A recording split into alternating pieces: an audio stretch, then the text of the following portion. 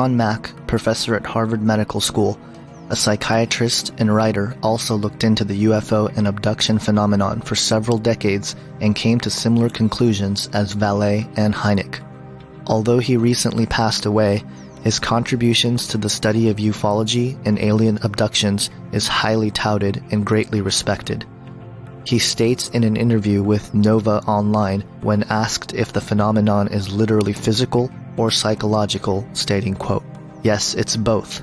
It's both literally physically happening to a degree, and it's also some kind of psychological, spiritual experience occurring and originating perhaps in another dimension. And so the phenomenon stretches us, or it asks us to stretch to open to realities that are not simply the literal physical world, but to extend to a possibility that there is other unseen realities from which our consciousness, our, if you will, learning processes over the past several hundred years have closed us off." End quote.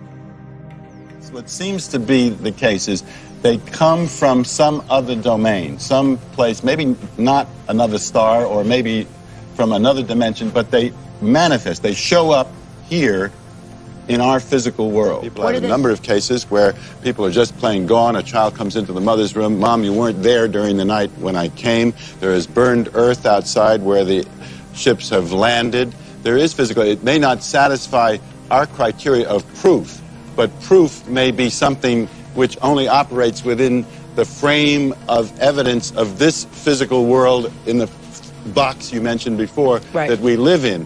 This is what's going on here is something in some ways more subtle. In other words, something coming from another dimension into our world, which is very commonly experienced in other cultures, but not in this culture. John Mack, who recently passed away, but he was at Harvard, and according to his own testimony, he says, I was not a believer in this thing. He wasn't trying to prove anything.